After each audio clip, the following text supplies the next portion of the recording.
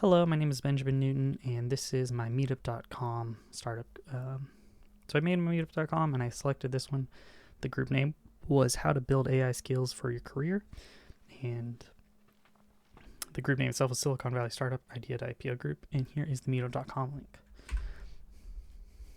And it took place on Tuesday, September 24th, 2024, from 5 to 6 p.m. Ended up being about, that was what was listed on the website you can see here, but it ended up being around like 6:20. There's two presenters, Albert and Renee. Albert is a marketer, and he created a list called Albert's List, which is a community actually of people looking to get tech jobs, and he uses his expertise to help them do that. Almost like a for pro bono marketer, recruiter. Renee was an AI engineer, and he is the CEO of Anu, which is a company he started for AI solutions in Internet of Things-based networks. The example that he gave was to when you go inside your house, and if it's dark out, and if you have like Wi-Fi enabled light bulbs, it would then automatically turn on once the door opened, because the door would then have a security alarm, and those would all talk to each other using an AI solution, and would then turn on because it's dark and you open the door and you enter the house. So that was an example he gave. So you can see here, this was the Zoom meeting. It was Albert, you can see it in the top, and Renee in the bottom. Albert was more of the host of the meeting, while Renee was just had his own demonstration, which I'll go over in a minute. The meeting itself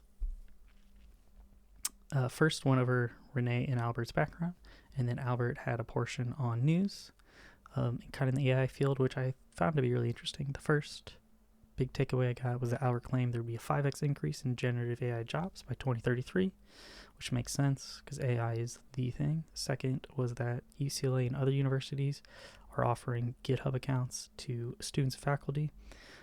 This, I think, I personally thought it was interesting because I feel conflicted towards this, where I think GitHub poses, or ChatGPT poses a problem for universities, but then they can use it to a better understanding to defend against it. So I thought it was interesting. And then third was that this was right around the time of Microsoft acquiring 3 Mile Island to use for nuclear power for its AI demands. And there's been other companies now, like notably Google's going to make their own nuclear reactor. But yeah, that at the time I was like, whoa, this is crazy. The next part was led by Renee, and he went over AI features of Replit.com, where he would use the prompt of build me a Space Invaders game, but with emojis, and then the model in about 30 seconds made an entire framework of CSS, HTML, and some JavaScript files that then hosted it on the Replit.com side, and then emulated the stack, and you were able to see the game and play it. The game itself, though, had issues, and he then proceeded to spend the next 5 or 10 minutes trying to fix the issues using the prompts in Replit.com, and it was rather not, it ended up working. He was able to stop the game speed, because at first it was really fast, and the game just wouldn't even start. It immediately entered the fail state, and the game would be over. But he was able to fix that, but there was another issue as far as the emojis initially would appear and then disappear, and he wasn't able to get that working. But yeah, he kind of took us out of the demonstration and went over that. A little rough. This was the Replit.com, which reminded me of GitHub a lot as far as the look. So you'd enter the prompt right here, and then it would start building it for you. I wasn't able to meet anyone due to it being on Zoom, but I was able to ask a question towards the end of the meeting, which was, are you able to use Replit for existing code files to expand the features or fix errors in them? Renee said that it was possible in Replit.com, but he recommended me a different website called Cursor.com. He said that was more tailored AI model for that, and that was cool. But wasn't able to really talk to other people outside of the chat. The meeting I thought was good with Albert, and I really valued his input, as well as the news I thought was good, and his experiences with helping people get AI jobs, which I really liked. But Renee, on the other hand, seemed like he was almost sponsored by Replit, so I wasn't exactly great. Didn't exactly leave thinking, oh, I'm going to use Replit, or oh, I felt like I learned a lot, but from his side. So I wouldn't really recommend the meeting because of that. But Albert was a nice guy. A good meeting I went to, though, was on campus, and it was part of the school student developers club. And it was led by Meyer Pipila, which is the director of software engineering at Splunk. This talk was really great. He went over a lot of different things, but with focusing on entrepreneurship, open source, and career development. He started talking about entrepreneurship and saying how the road is not always straightforward, kind of like you can see by this picture as well as the slide. You can see, your plan is just, oh yeah, I'm going to go to the finish line. But in reality, it's a whole entire obstacle course. And he's saying that entrepreneurship has really high highs and low lows, and you're constantly questioning yourself. But it can be really rewarding because it's taking a lot of risk.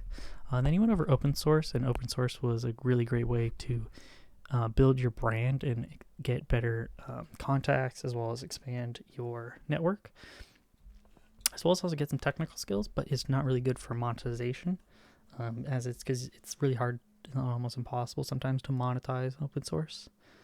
And then he kind of brought the two of them together and went over like personal stuff in the career development part, where he's talked about understanding yourself and how you need to, and how challenging yourself as well as understanding your limits can help you in your career. Like, for instance, like taking risks to get a bigger reward. And this was towards the end of the slide, and he made these available in slides where, to build build your brand, understand who you were, and then to take risks, and then as well as to evaluate yourself every so often. My Stack Overflow question was dealing with common lists, because I'm in CS230, and this was really obtuse, and it took me a minute to understand how setq and setf work. As to understanding this question helps a lot, because initially there was just a set function, and explained that the setq and setf are actually like macros that over time were adopted, and setq being to set if to quote the thing already quoted, while setf is almost like a variable to be signed as a symbol. So that was really helpful. This is my GitHub account, you can see here, and then this was my GitHub issues board. GitHub itself is just a way to manage your projects, as well as using Git, that's part of the GitHub, to have version control on all of your projects. And that was my project. Thank you.